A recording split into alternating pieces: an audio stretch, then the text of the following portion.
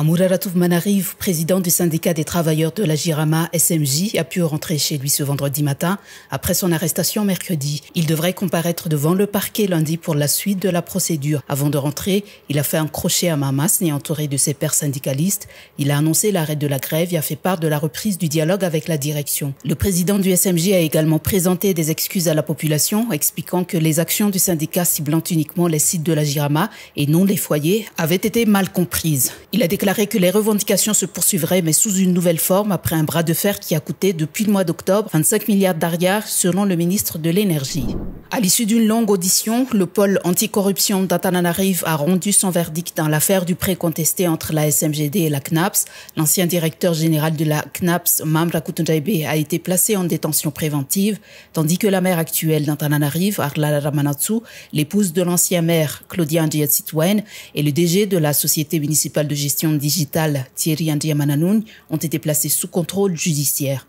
L'ancien maire, Nena Ndiatsitwen, non présent mais inculpé, fait l'objet d'un mandat d'arrêt. Au total, 16 personnes sont inculpées dans cette affaire pour abus de fonction, détournement de deniers publics, conflit d'intérêts, blanchiment de capitaux ou encore entrave au déroulement de l'enquête. Une opération spéciale de la cellule mixte des forces de l'ordre a permis la libération d'un opérateur économique kidnappé en Tirabé lors d'une intervention dans la nuit de mercredi.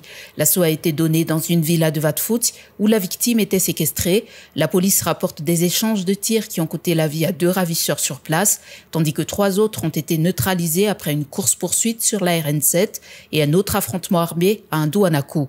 Au total, 5 ravisseurs ont été abattus et 2 autres capturés vivants. 2 complices présumés parmi les employés de l'opérateur ont également été arrêtés. L'enquête se poursuit. Le jury du concours du plaidoyer du Festival de la Parole a rendu son verdict ce vendredi. Les finalistes ont rivalisé d'éloquence et de conviction lors de leurs prestations sur les thèmes de la liberté d'expression et du droit à l'éducation. Le palmarès a mis à l'honneur Saazan Menia Fanatenan, gagnant dans la catégorie liberté d'expression, et Vanessa Mamnirin, lauréate dans la catégorie éducation. Le jury a également décerné un coup de cœur à Irnarif Sédé Fressantsou. Chacun des 10 finalistes a été récompensé pour sa participation à cette belle démonstration d'éloquence. Ils ont su captiver l'auditoire, chacun à sa manière, suscitant tantôt les rires, tantôt l'émotion. Dans un communiqué publié ce vendredi, la conférence des évêques de Madagascar a exprimé de vives inquiétudes quant à un retour des anciennes pratiques de gouvernance qui contredisent les aspirations populaires.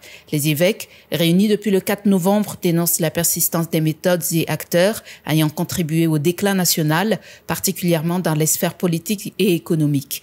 Ils appellent les dirigeants à faire des revendications du peuple leur priorité absolue, à mettre fin à la course au poste et à l'accaparement des richesses et à instaurer une politique axée sur le service public et le développement durable.